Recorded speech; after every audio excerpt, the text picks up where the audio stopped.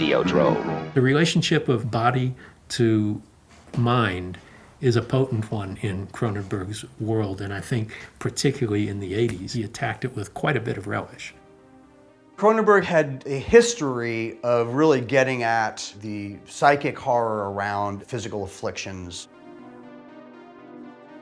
Videodrome was a step further, sort of saying we are entering a period of humanity, of human existence, cultural existence, that is going to fuse technology and the body in organic ways. Television is reality, and reality is less than television.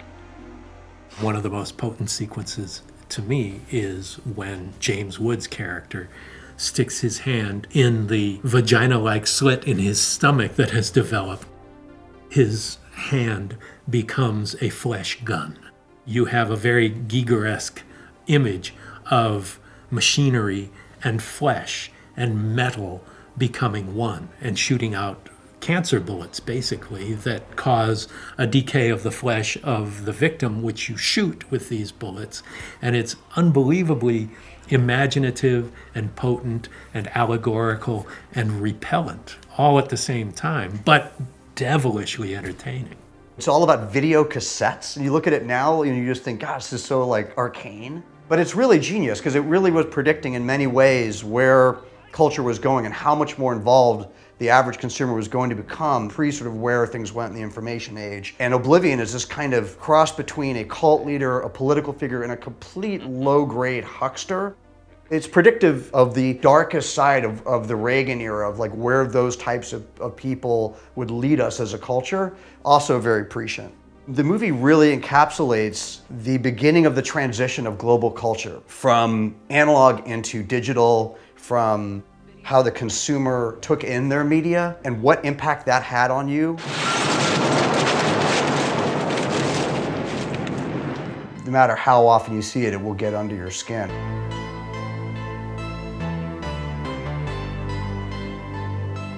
Haunting, mysterious, sensual, strange, perverse, riveting. The Hunger. Well, horror films of the 80s, even the ones made on slightly higher budgets, still had that kind of down and dirty feel about them. They didn't feel like commercial movies, even if they were being made by the studios. And you had a lot of directors like Tony Scott, for example, doing The Hunger and bringing a very different kind of European aesthetic to a big budget studio assignment. The black box,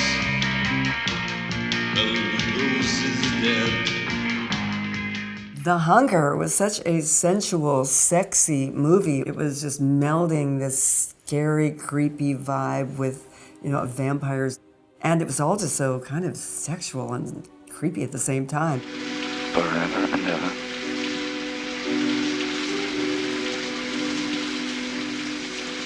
A lot of people dismiss The Hunger for being nothing more than style.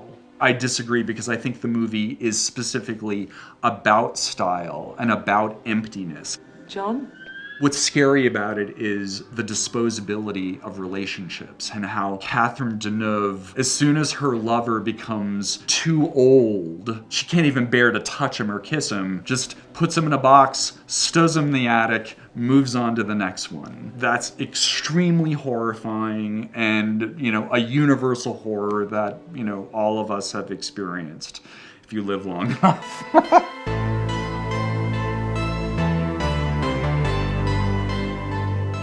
22 years later, Norman Bates is home. Psycho 2. You don't think of Psycho as a slasher movie, but that was what kicked it all off. That's what inspired Halloween, which inspired everything afterwards. Psycho was the beginning of my love of movies. It was psychological, it was visual in ways that you'd never seen before. Before Norman Bates, Anthony Perkins, there wasn't a serial murderer. There wasn't a killer that had psychological dimension. That's all Hitchcock and Joe Stefano. It was inevitable that he would return in the 80s because that was an era of cinematic horror that celebrated the serial killer, the slasher, and he was the original. He was the granddaddy of them all. Richard Franklin came to me, an Aussie director who'd done Road Games, and said, let's do Psycho 2. And I said, you are crazy. This is prior to sequels being a way of life in the movie business. Nobody wanted to do it because you knew you were going to get ripped apart by the critics. In Psycho 2, Norman Bates was afforded a great deal of humanity and sympathy. He's been released from prison, he served his time, gone through his therapy, and he's sincerely kind of apologetic for having snapped and killed all of those women and his mother.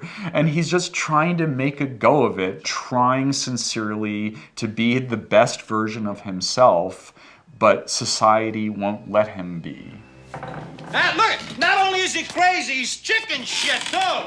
And so they turn him into a monster again. So by the end of that movie, he is sort of returned back to square one.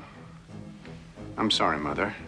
Everybody's dying around him, but he doesn't kill anybody, but we don't know that to the end. He finally does kill somebody. This little old lady who admits that she's his mother and she's been doing some of the killings, and he serves her poison tea. And as she starts to gag and die in the poison tea, he picks up a shovel and brings it smashing down on the back of her head.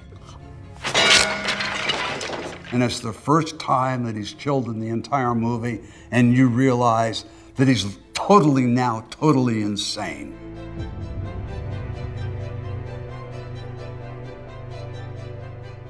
Now there's a new name for terror. Cujo.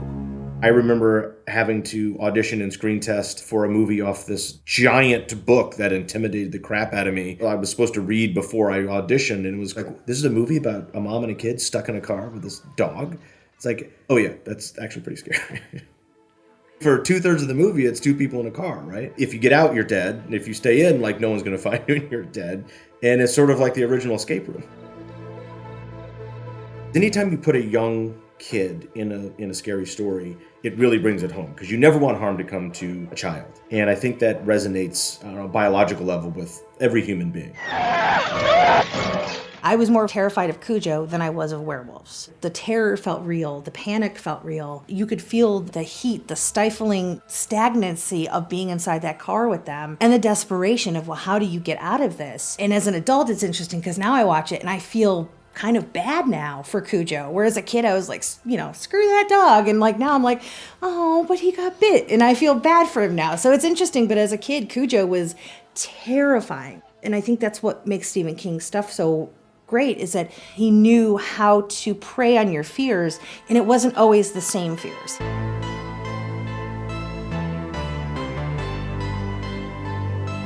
Sleepaway Camp. You won't be coming home.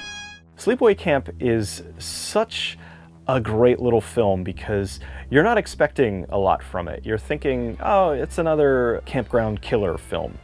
It's mostly like younger kids that are getting killed, and that's such a big no-no today. It's really scary, it's really done well, it's got some amazing effects for such a small little film, and it's just really entertaining.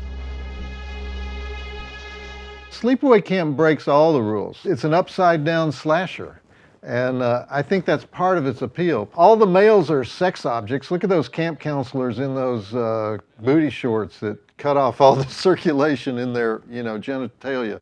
The females in the movie are all monsters. Well, say something, you spoiled little bitch! And of course it has that final shot that's one of the most memorable moments in all of horror history. I remember watching it with a bunch of friends for the first time. We knew nothing about it before the internet was spoiling everything. And back then we had no idea. Hey, this is Sleepaway Camp, a horror movie in the woods, and we're watching it and enjoying it. And then the end came.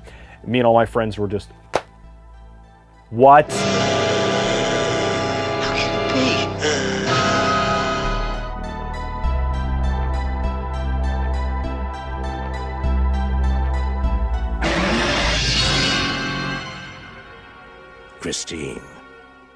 Christine came along after The Thing, and it was a Stephen King novel, haunted car movie. It just seemed right to do. Do we live on? Do we have a spirit? Can it live on in a 1958 Plymouth Fury? That was taken on by Carpenter, and he made it his own. It's so lean, it's mean, it really gets to the nitty-gritty of what you would want out of a movie about a killer car. And I think Keith Gordon actually gives one of the best performances that we've ever seen in a horror movie of the 80s. Why don't you just be straight with me, okay? You've had it, right? Well, fuck you, bitch! There's a scene in Christine where the bullies had just destroyed the car. And the kid is standing in front of the car and he says, "Show me." And just the music kicks in. It's like, show me. Christine put itself back together again. We had to figure out how that worked and was convincing. So we pull the car in and shoot it reverse. You've got hooks on the car and you just crush it. And then in reverse, it opens, it becomes. And it worked out pretty well for us. It's an amazing effect for something so simple, but it's done so well. And matching that up with his score, it just works perfectly. I'm getting like goosebumps thinking about it. It's so good.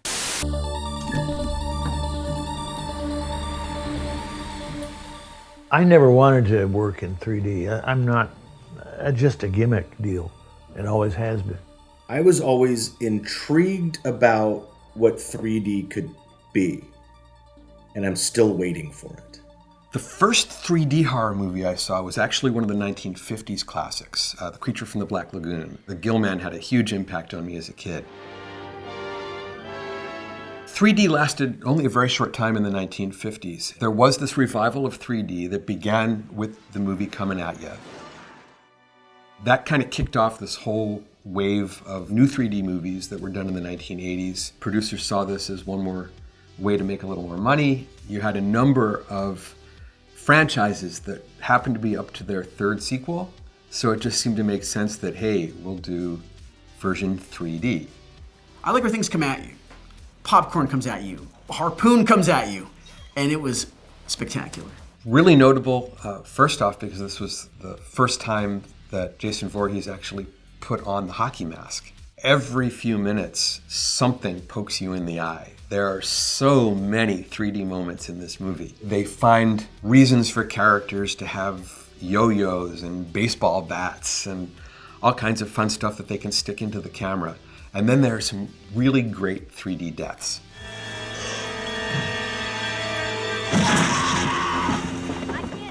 It messed with the storytelling because you had to wait for the 3D gag so people would go, "Oh, look, there's the machete." There's a character who gets speared on a pitchfork. Probably the greatest moment in the film is when Jason squeezes a character's head so hard that the guy's eye pops out right into the camera. The first horror 3D movie in the 80s wave was Parasite. It marked one of the first screen appearances by very young Demi Moore. I have a pair of Parasite glasses here. It was shown in polarized 3D, directed by Charlie Band, released by Embassy Pictures. This is a promotional kit that they put out for the movie, a pop-up promo that shows you the Parasite.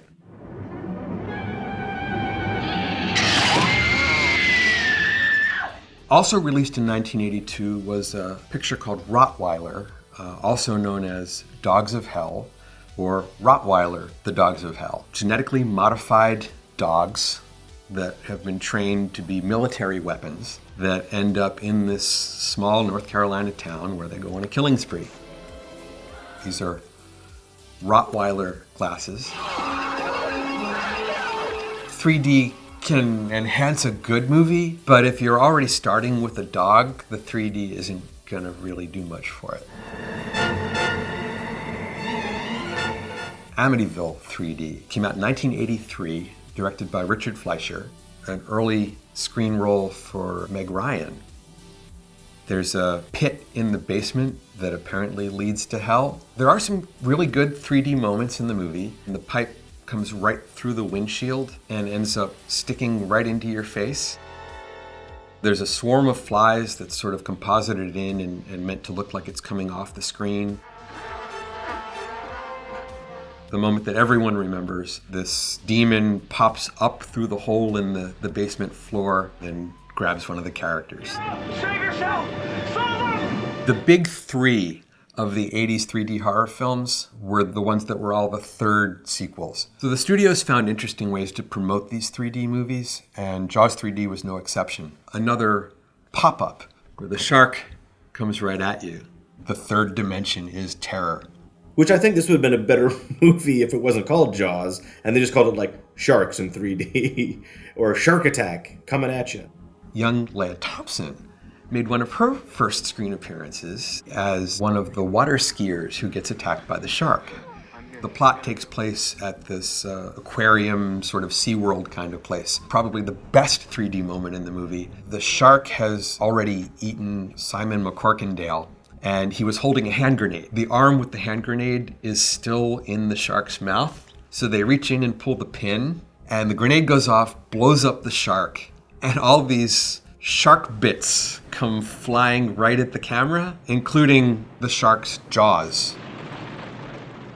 Having a giant, bloody underwater explosion in 3D, that may be why I give that 3D movie a pass. I don't think that the 3D really helped any of these movies improve their box office. For the most part, the studios were using it just as a gimmick. I should note that in 1991, the sixth movie in the Nightmare on Elm Street franchise, Freddy's Dead, the big climax of the movie was a 3D sequence. It's kind of a shame that they waited until the sixth movie to do it rather than having a Nightmare on Elm Street 3D back when they could have.